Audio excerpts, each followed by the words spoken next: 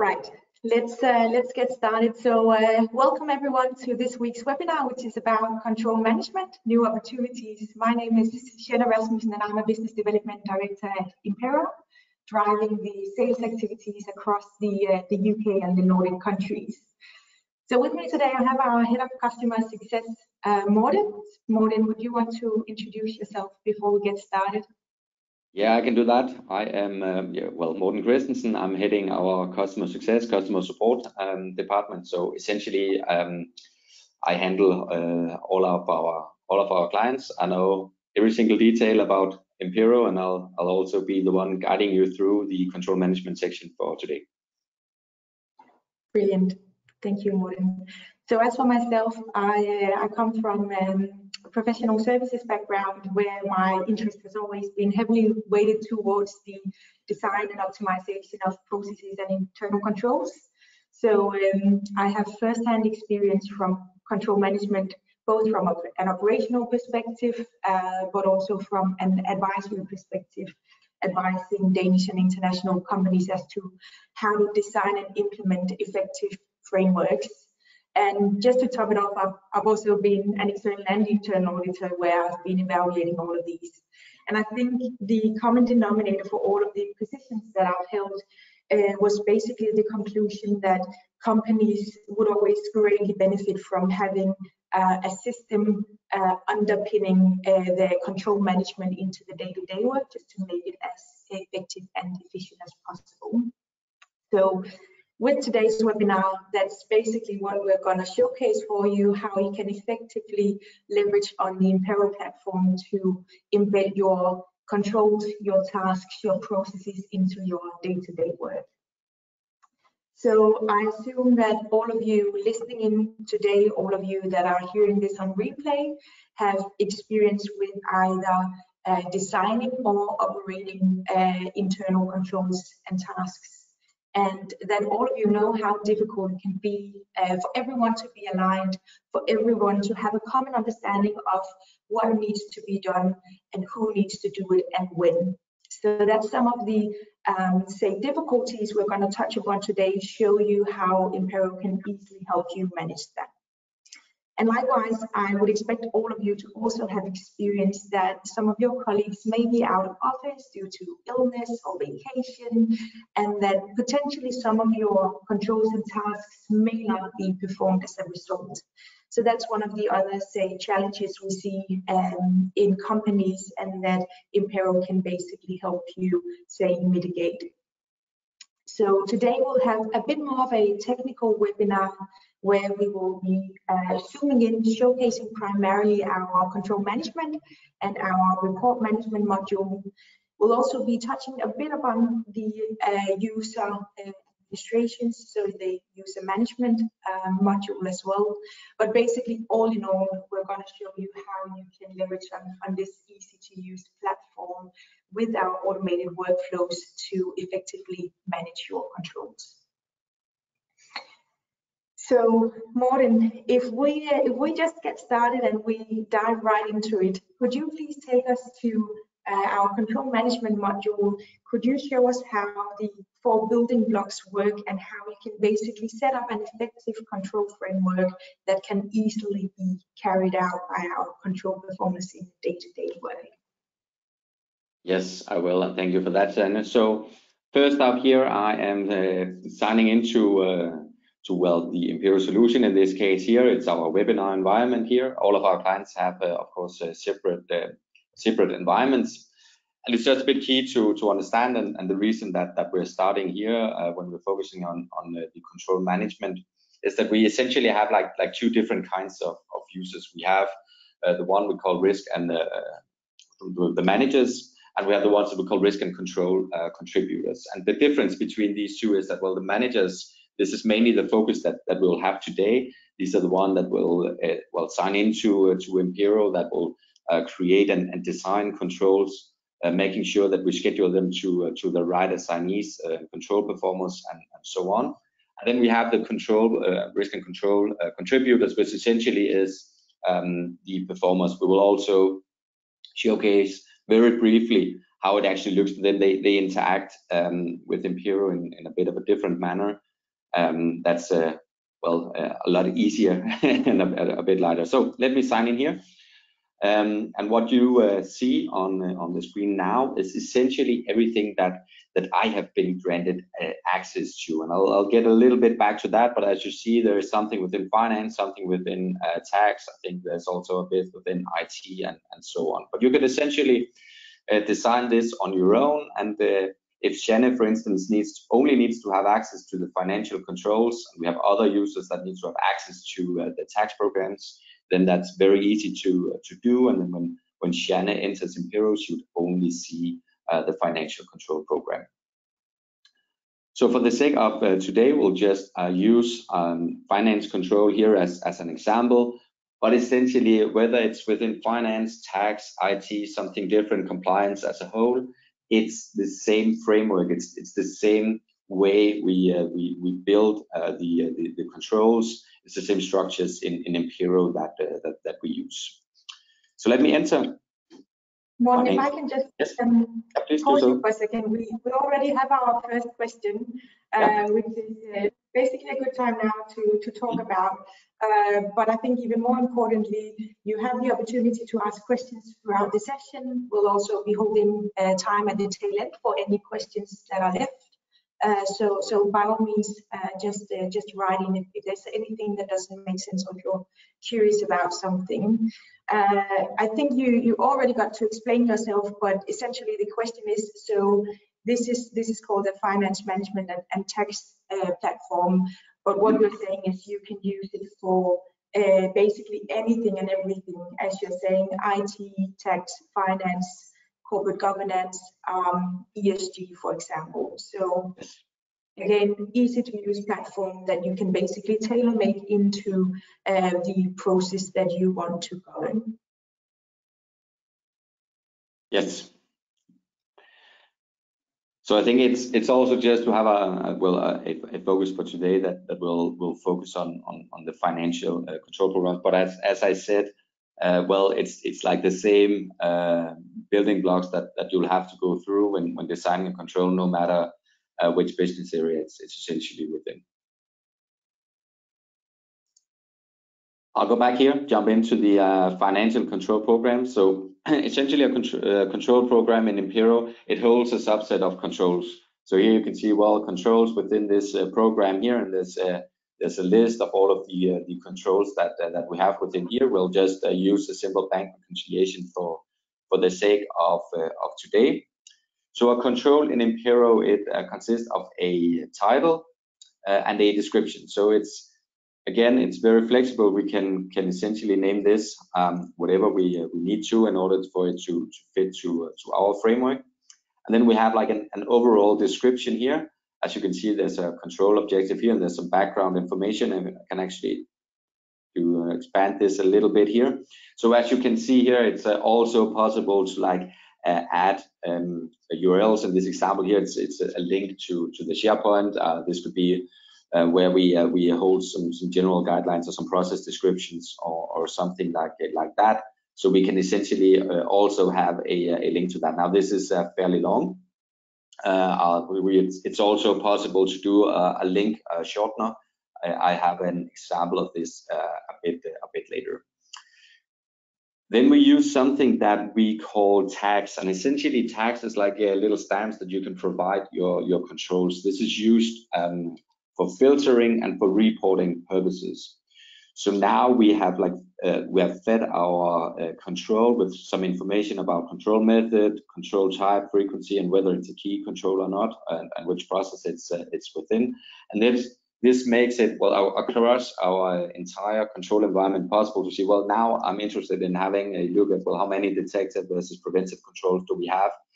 It might be that you're looking at a period and you can see there's a few overdues, but if you only focus on your key controls, then you're actually on time. The strong part about this section here is that it's actually 100% flexible, and it can be customized to hold whatever categories and reporting elements that your company needs. So if there's something like either company or area specific items that you need to report upon, then we can actually do that, because it's possible to populate your own categories and it's possible to add your own tags within here. We'll get a bit back to this as well, both later here on the create or the control management side here, but also when we are talking a bit about reporting. This was the basic details, so it's, well, very general, the name and the description, and we have some description tags here. For the next section here, we have our scheduling, and here we have a bit more options. So first off, we can select whether it's a manual or it's a recurring control. The difference between these is that if we select a manual or an ad hoc control, well, then we go and select the date and say, well, this item here is due by the end of August, and then nothing really happens until we manually go and select a new due date. The majority of the controls in Impero, they run within a recurring schedule, just as what we see on the screen right now.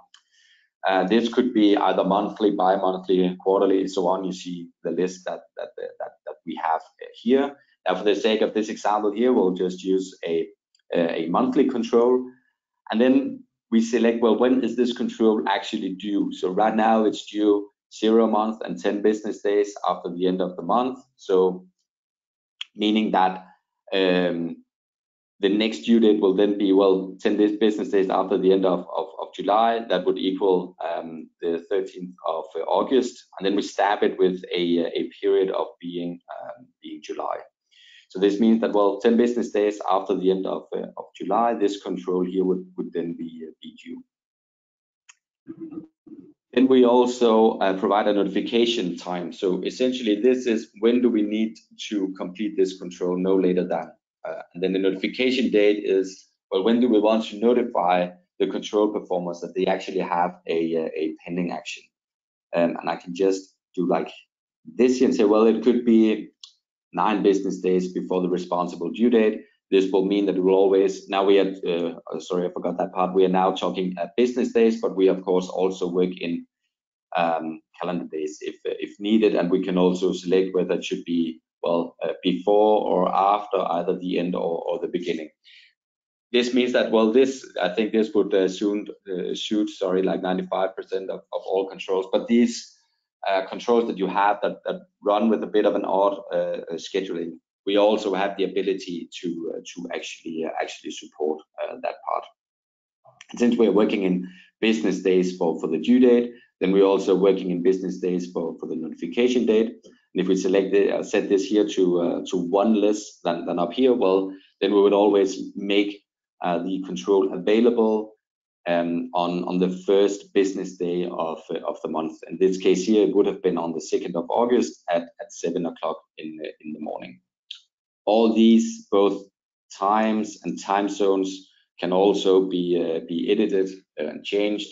By default, it would use your own setting. Now I'm sitting here in Central European time. This is why you see Central European time on the screen right now. So if, for instance, I set this to 4 o'clock, it's important to say that if you have a control performer sitting in a different time zone, then they don't get either an extra few or a few less extra times.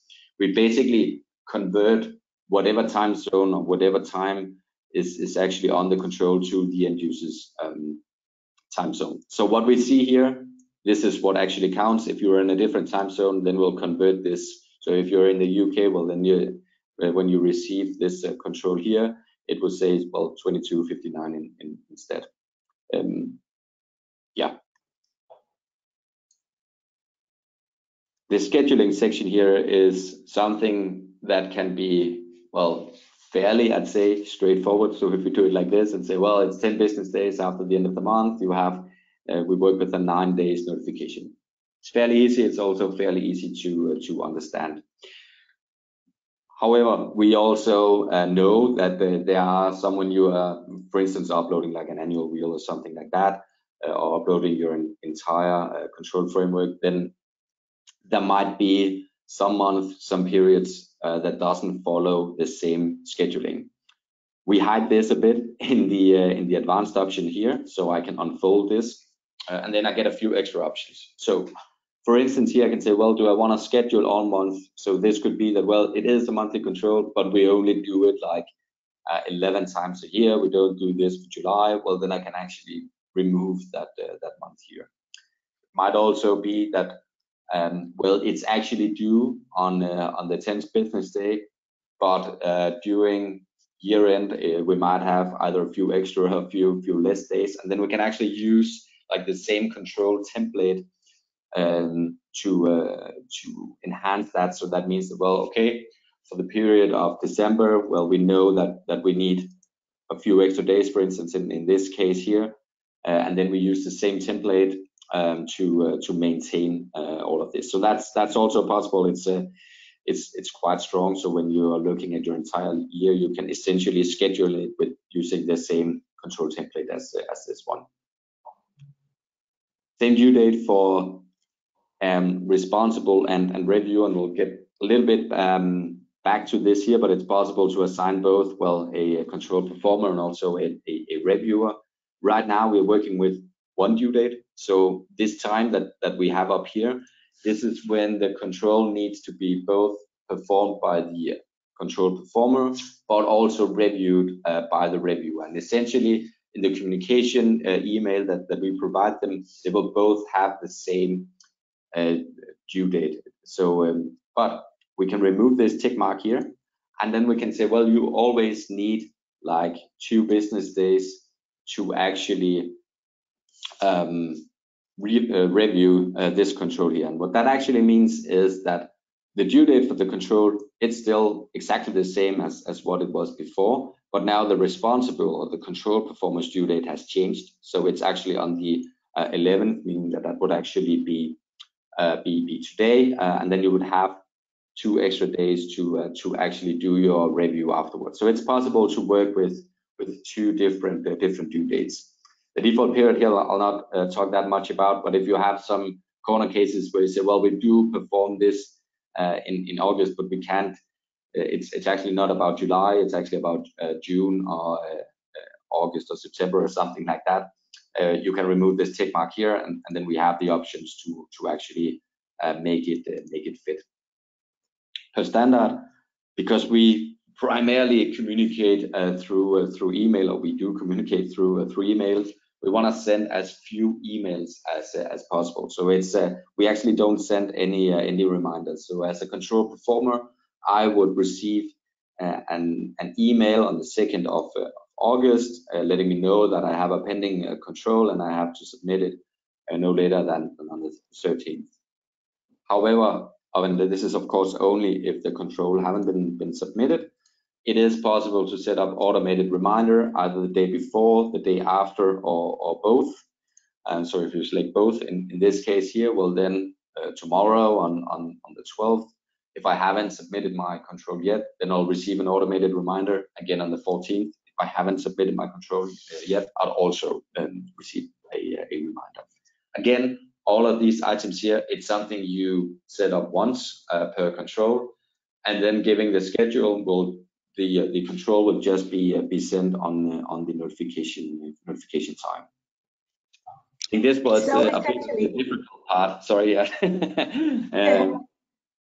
So basically, essentially with the scheduling part, we can have Impero basically automating the say the pushing out of controls, making control performers aware that this is now the time of the month, of the quarter, of the year to perform this control with a given due date.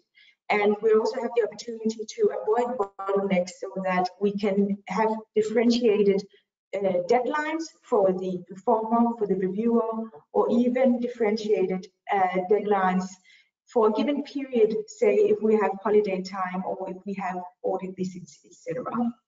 So Morten, this was all of the scheduling part, how we make sure that these are being pushed out and reminded timely. So how do we make sure that they're being assigned to the right colleagues so they understand their roles and responsibilities? Yeah. So let's go ahead here. I'll actually just remove me from here, but this is actually for the assignment section here. So essentially we have well, we have a few different options here, but in general we have two options. So I can either assign, well, a single user, that could be me, just as you saw before. Then I can say, well, we actually do the exact same control, but for two different companies. They share the same deadline. It's the exact same things we need to do. Then I can actually add another user here. And what would actually happen is that in this case, we will create two perfectly identical controls, one for Shannon, one for me. They will share the exact same deadline. They will share all the details that we did at the beginning. But in order to separate these again, well, both for our sake, it could be that I actually had to do this twice, but for two different companies, we use our tagging again. And it's the exact same library as what we used before. Here, it's just individual tags for the users, so unique tags for the users. So it could be now we selected Shannon here. She's doing this control for a company 100, that might be in Denmark, whereas I am doing this control here for company 200, that could be in Germany. And I'm also doing it for company 300, which also might be in Germany. So this means that when we're looking at this one control here, we would essentially with the same control, and this is why I keep calling it a control template, but with the same structure, we would actually each month create 3 different controls, one for Shannon and 2 for me, and all of these 3 here will need to be submitted. It is also possible to say, well, we don't work with individual assignments as what we see here. We either have like a shared service center, or we work in teams. So we have a cash management team or finance team, and then we split the tasks here. But that might differ from period to period. And in order to enhance that, we actually have the ability to work within user groups. I'll just have one here labeled finance managers. And when I select this, I have 2 options. One is individual and one is group. So as you can see here in the individual, we would actually create 9 controls. So this means that this user group here actually holds 9 users. Some of them might be the same, just as in the case here with me. So if we select individual, it would be the same as providing these 9 users on the control, just as I did here with Shannon and I. What we want to do here with the example I just explained is that we actually want to work as a group. And as soon as I select group here, we can see that now we are only creating 1 control. So this means that this user group here actually has 4 unique members. So we would make this control here available to all 4. Everyone would receive an email, but as soon as one of them has submitted the answer, it will be removed from everyone's task list. So it's a way to say, well, we can either work with individual responsibilities, or we could say that, well, we work more in a group. This can of course also vary from company to company. Same goes for the reviewer. We can either have like one specific reviewer, so it could be that, well, I am to review Shannon's work and Shannon is to review me. Then we could do that, but you could also have a user group down here as an approver for these controls here. Brilliant. So this is where we can, in an easy manner, basically send out multiple controls using the same template, so we ensure the standardization across the control performing teams. It's very clear who is doing what and who is going to review what. We also have the opportunity to enforce segregation of duties, so that of course you can't perform and review your own work. So this is basically the entire setup of the control, which is very good and very great to understand. But so far we haven't talked about what should they actually do. So how can Impero help us to easily structure a control that performers understand, so that they need to understand and appreciate what they should be doing? Yeah, so now we're down to the final section, and we tend to call this, well, the heart of Impero, because this is where there's a ton of value added as well. So now we have talked, as you just mentioned, Janet, about the basic details. When is this control to be completed by, and who's supposed to do it? And now we are a bit down to, well, what do they actually need to do? And we see this control a bit as a questionnaire. So essentially now we are in touch with all of these different companies or departments, and we need some information from them. And we have these elements types here, as you can see here on the right side. So if we want the control performers to be able to do a short text or a comment, well, then we select one of these items. If we want them to provide a number, we select the numbers field. If it's more, well, did you remember X, Y, Z, then we actually do a checklist and so on. So I'll just go through in a bit more in depth with some of the basics of how we at least see that the majority of the controls in Impero are actually designed. So we start off with a radio button that is actually what we have here. And on each of these different task elements, there is of course a title. Now it's just labeled confirm here. And then there are some instructions. And this is where we can actually be very precise. So now we are again in contact with these other different departments or different companies, and say, well, this is actually what we expect you to do. Now this is still a bit high level here in this example here, and we also provided the same SharePoint link as I mentioned in the beginning, and this is actually an example of where we actually, instead of displaying this long link here, we just explain, well, a text labeled process manual, and you just click on that and go to this link. I'll display, I'll show how that looks in a second. Then we also have an attached file section, and this is actually not for the control performer to upload something.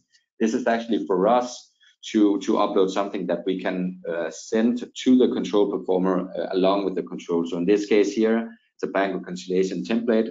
This could be again some guidelines. It could also be an example of how does the perfect documentation look like. So that's possible to add here, and then we can select what options should the control performer actually have. So in this case here, you can answer either confirm or not confirm. It's required, meaning that you can't actually submit the control without having answered one of these two options here. Once the user has done that, then we might want some documentation in return. So this is actually for the user to upload something, and we select the attached file element here. That's what we have here. We just labeled it attach documentation. It's also required, but we could actually do that based on a condition. And this is to make it as easy as possible for the control performer. So in this case here, we are saying, well, we only want to show this element or make it possible for the control performer to upload something if they up here in the confirm radio button that we had actually answered confirm. So now we are only displaying giving granting the ability to actually upload something if they answered confirm. So this means that we can actually tailor this and we can guide the user into, well, if you answer not confirmed, then we might want to know why, and it's also required. Whereas if you answer confirm, well, then you might have an optional comment field. So we can do this very easy to actually guide the control performers throughout these questions that we have here.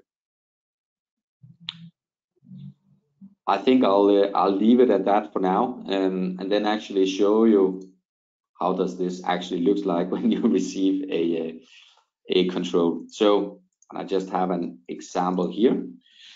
So basically what we've shown so far is basically how do you set up an effective control? How do you guide the control performers through what to do, how to do it? You assign who's going to do it and when it's going to be done. And yes, you were saying in the beginning, Morten, that Impero is say communicating with the users via email. So all that we've seen so far is from the lens of the administrators. We're now the control performers. So what does it look like for us? Exactly. So This is essentially, if this is my first Impero control, then this is actually the first time that I'm being notified that there's something called Impero. So now I have my CM2 bank reconciliation here. I can see all of my tags. In this case here, there are no company country tags, but if there were, I would also be able to see these. And all I'll essentially have to do is click on this link here. I'll go to this specific page here, and this is actually as we just designed it. So I can see all the basic details that we did with the title and the description, the long link here as just showed before. I can see that, well, it's I received this earlier today, and it's due here in a few days. I can see all of my tags listed over here in the right side drawer. Then all I'll essentially have to do is actually answer throughout the last part that we just went through. So how it's actually designed, I can see the process manual link here as I described before. But if I answer confirm to this, you would see, well, now I have the ability to upload something. I also have the ability to do an optional comment, where if I say, well, we haven't made this or whatever, then I'll only see this, please explain why, which is actually required. So to do this, I'll just say, well, we do confirm. I'll just do an upload. I can do that by browsing or drag and drop a file here. What I just did now was hitting print screen on my keyboard. I can click in here so it's blue, and then I can press Control V, and it also worked with the snipping tool. So that's quite easy, if at least especially in finance, where you need to document a few numbers quite fast. And then we just at the end here have like a control effectiveness. So, well, this control here is running effective, and then I'll just submit it.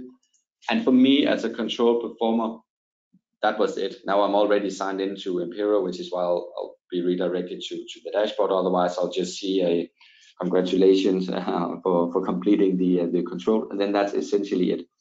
So this is why for the ones we call task and control contributors, receive an email, you click on a link, you perform whatever it states on the screen, and then that's it.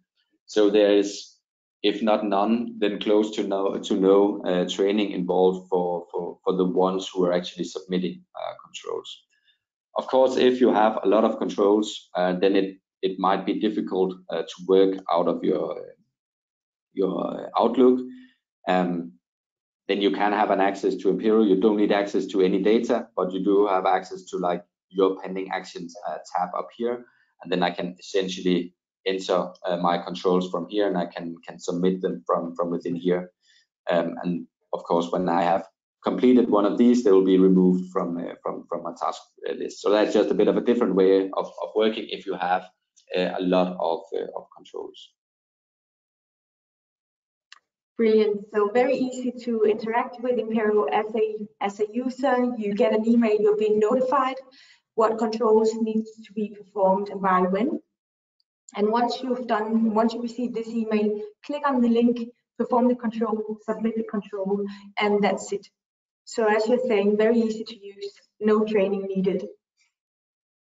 And how do we then make sure that these controls are in fact being performed? Because all of this is nice and well, but if it's not being performed, then it really doesn't matter. So how can we easily monitor and follow up that these controls are in fact being performed in a timely manner? Yeah, and we handle that from our reporting section here, and we have a few different options here, but I'll just focus on one here for today. Now we have used countries a few times in this example, so I'll just run a country report, and this is actually for April, but I'll just change the period here. So we are now looking at July, so we might have some overdue actions. So essentially now we are looking for the period of July. We can see that we have sent 85 controls. We have only submitted a few of them, and we have a few that's overdue, and then we work with an on-time rate of 20%. So what we see here is a quick chart of the countries that we have actually sent controls to, and this gives me a quick overview of, well, how far are we in each of these countries here. this is where our tagging comes in quite strong, because, well, I can do this because I have provided my controls with a tag.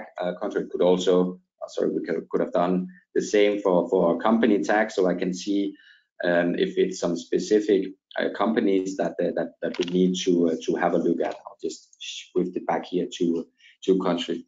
And in this example here, we can only look at one item at a time. But if we scroll down a little bit here, then we can actually, it's this exact same data that we're looking at, but we can just design it a bit differently. So as you can see here now, we have made a design that goes country, and then we want to have a look at the company, which control program is within, what control is it, and who's actually in charge. So if we do Denmark, for instance, I can unfold this here and say, well, company 300 and 400 are in Denmark, and I can do it again here and say, okay, now I want to have a look within finance, and I can see that it's these three controls here, and I can dive all the way down to see, well, who's actually responsible for these actions. Now, this is just an example. We can actually do the setup any way you'd actually like, and of course we can save this report so you don't have to redo all of the items. And now I actually changed the period, as you saw in the beginning, but I can actually remove this tick mark here and say, well, I wanted to save this with a dynamic period filter of being the previous month. So now when I run this report in August, I would per default see July. As soon as we hit September, I would per default see August. So this would just make it a bit easier. So it's exactly the same link that we are using each time. Brilliant. So I can get a nice overview as to what controls are being performed, which controls are still pending, or which may even be overdue. I can get different views as well, so I can basically tailor-make the reports as I like based on the tagging mechanisms which I utilized in my control management module.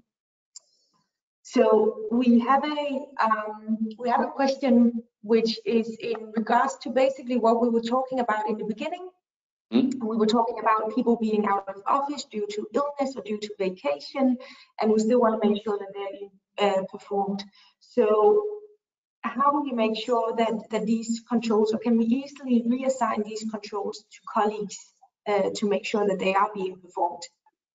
Yeah, so I can actually click on each of these numbers here that we see, and I'll be redirected directly to a list where I'll be able to see them, and I can say, okay, I can see that these are for Thomas, and then I can reassign them from here. But that would only be these two that we have in Denmark that I'll be reassigning. But that might be one way of actually doing it. Now we have just well, some countries are still in holiday season.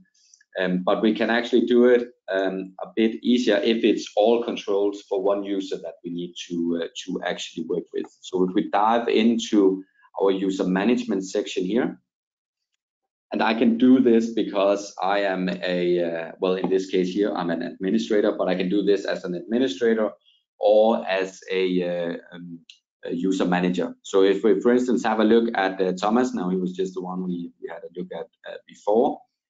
I can see that, well, we have two different options. We can either say, well, all the controls that are currently assigned to Thomas, we want to reassign these to someone else.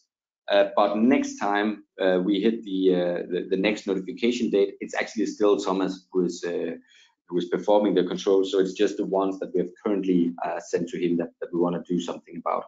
So these are the pending activities here. So I can actually dive in here and say, well, there are 40 controls that are currently assigned to Thomas.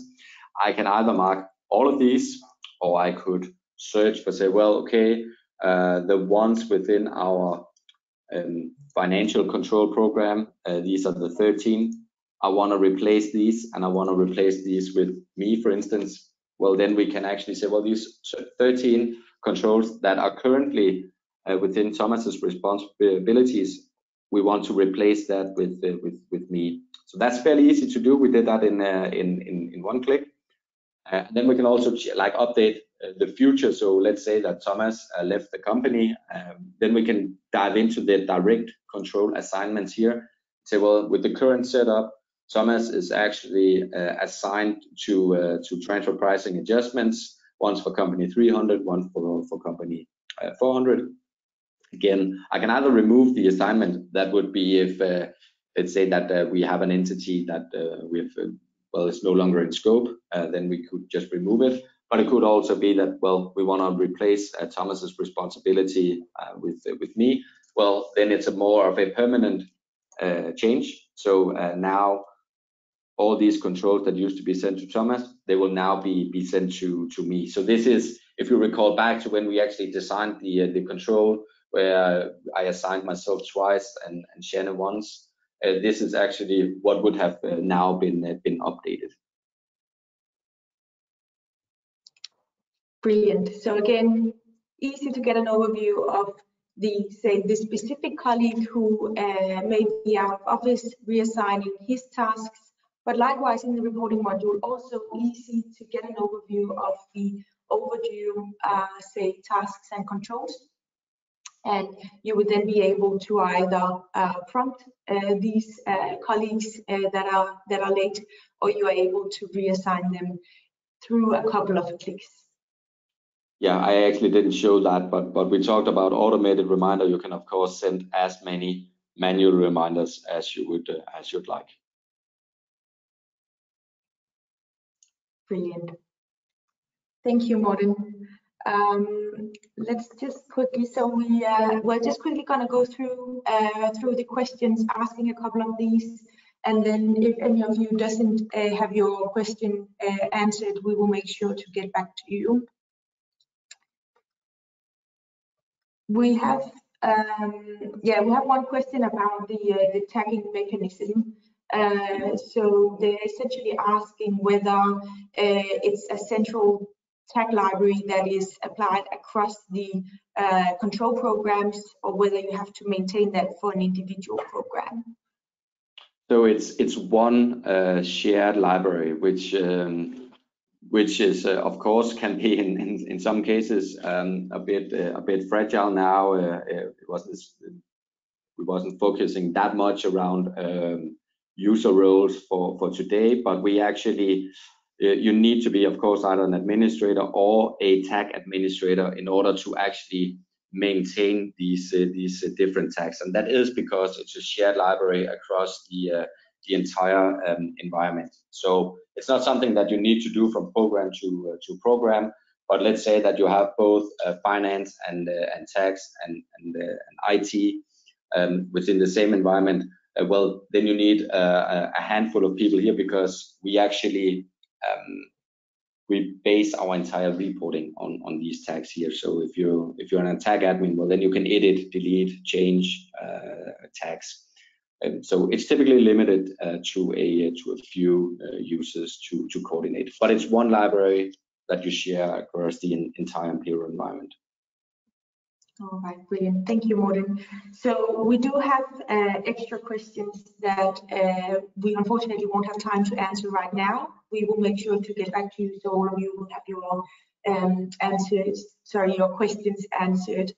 But yeah, essentially this was a deep dive into how you can set up your controls to make sure that they are being pushed out to the right employees in the right manner, and basically guide them easily through the tasks that they need to perform. It was also a way to show you how you can easily monitor and follow up that these controls are in fact being performed as intended, and you can redirect, reassign these controls in case some colleagues would not be in the office. So that was it for today's webinar. As I was saying, we will make sure to get back to all of you that haven't had your questions answered. We hope you enjoyed it, and the next webinar will be hosted on the 19th of August, where we invite all of you to join as well. And in the meantime, you can feel free to reach out to either myself or Morten on the emails on the screen, and we'll be more than happy to answer any of the questions you may have. So yeah, thank you all for your time today. We hope you find it helpful, and have a great day.